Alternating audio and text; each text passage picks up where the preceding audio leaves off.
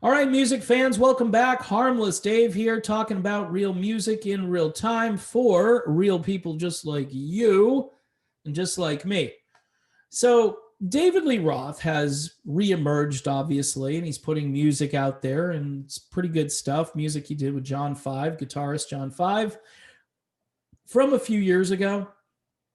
So, he's had this in the works for a while, and the timing of it and his reemergence onto the scene right after Ed passes away, in my brain, it raises a few questions, but let's just be clear about this.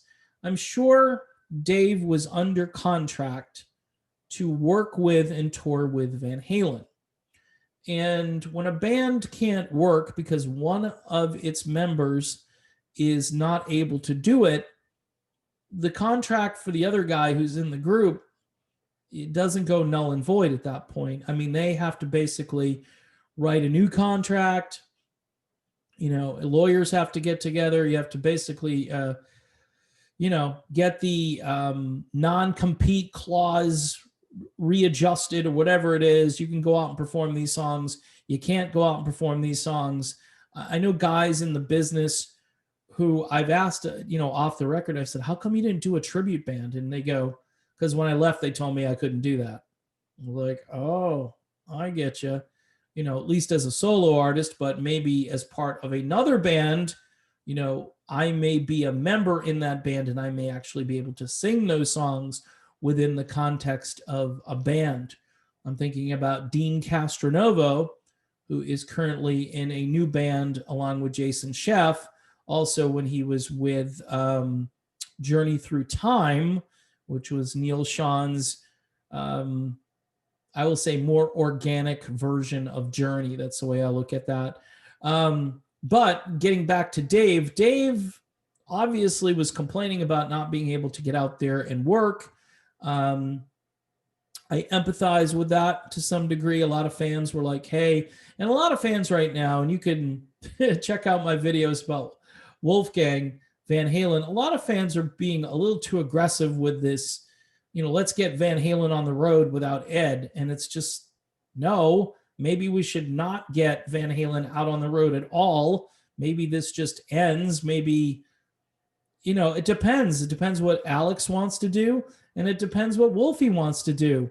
And Wolfie is important. I hate to keep throwing this out there. I mean, he's been with this group now since 2007, I think. He joined, he was only like 15 or 16, but he was proficient enough to play bass guitar, and that was what his family wanted. I mean, his dad and his uncle, this is what they wanted. So you have to kind of respect that. And all those people who are going after Wolfie, do you really love Ed? Because if you loved Eddie, you wouldn't be going after his kid like that. It's just bizarre. But in the circumstances that we're at now, where Dave couldn't work for a long period of time because I think he was held captive by a contract or an agreement of some kind, he's now out there. And again, that CBS interview, not that I didn't like the interview, I didn't like the timing of the interview. I didn't like the editing of basically saying CBS, the way they did it was, okay, well, Eddie Van Halen passes away. Here's Dave Lee Roth to talk about that. No, this was an interview from 3 or 4 months ago talking about Dave's new affinity with painting and doing illustrations and so forth, which is fine.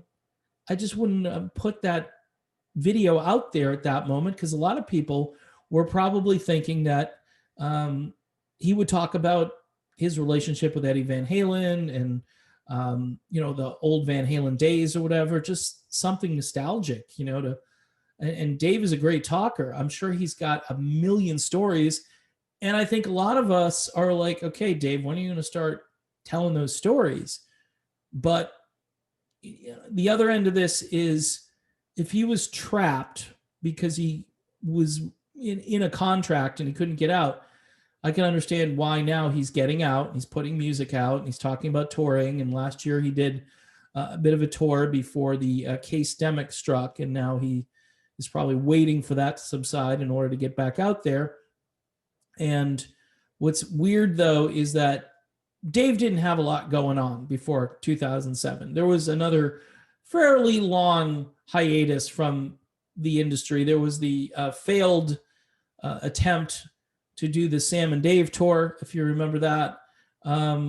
Great idea, but apparently, according to Hagar, Roth was not really a team player, and it just didn't work out. Again, it was at a time when the music industry and all of it was still kind of on the rebound, where the nostalgia stuff didn't really kick in, I think, really hard until about 2010, when people my age were like, you know what, I will pay a lot of money to go see these old bands, because it's like comfort food. You know, it's and a lot of these bands still sound great. They look great. They sound great. They put on a fantastic show, and you would get like a triple bill. You could go see like REO Speedwagon, Styx, and 38 Special or something, you know. I think I did that in 2010 or 2009. And a lot of those tours really got ramped up, and, you know, Van Halen could have been a part of that. They had their own thing when they got back together the first time, and then they did it again a few years later. But obviously, according to Dave, Ed just couldn't answer the bell again, the way he worded it. And it was a little bit worse than just that. And I think a lot of fans on every side of this, I think, are just shocked that Ed's gone. And then you get shocked when you hear that people want Van Halen to continue without Ed. And then you're shocked when people are going after Wolfie. And then you're kind of shocked a little bit that Dave is out there promoting himself, which Dave's always promoted himself. It's just the timing of it, maybe rubbing some folks the wrong way. So the Van Halen saga continues. It can't completely continue, though, without Eddie Van Halen. So this is just, you know, the remnants of Van Halen and what they're going to do. You know, again, I'll just say this because it's a theoretical thing. Theoretically, yeah, they can do it. But according to Wolfie, it's probably not going to happen. I mean, at least not right away. And I think if people had waited maybe until the new year to start spouting off about this stuff, that would have been appropriate. But it was like, you know, they hadn't even had the funeral yet. They hadn't had any arrangements for Ed. And it's kind of like, we're just going to full steam ahead. We need Van Halen to go out on tour. No, we actually don't. First, we got to get through this thing that continues on for infinity and doesn't seem to want to stop, or the media doesn't want to stop, or whatever. We're not doing what we should be doing. And I'm not talking about wearing diapers. I'm talking about treating the people that need treatments and isolating the most vulnerable people rather than shutting the whole world down, because it affects a certain group of people far more. Anyway, I digress. All right. It's going to be a new me, maybe in the new year. Maybe I need a little bit of peace and calming. Maybe I need a little extra kava in the diet or something, because just kava, whatever it's called. Anyway, thanks for watching the video. Don't forget to subscribe to the channel. Things are going pretty good over at the channel, but again, I'm still looking for patrons to sign up for Patreon. We can have conversations about this. If you think my approach to this is kind of weird, let me know, because sometimes patrons are smarter than me. Most of the time, actually. And a lot of times I'll voice some of their opinions or concerns, or somebody will send me a great article and I'll use that for a video. So I appreciate that. It's only $1 a month if you want to sign up, help support the channel. Keeps, you know, food on the table here at my house.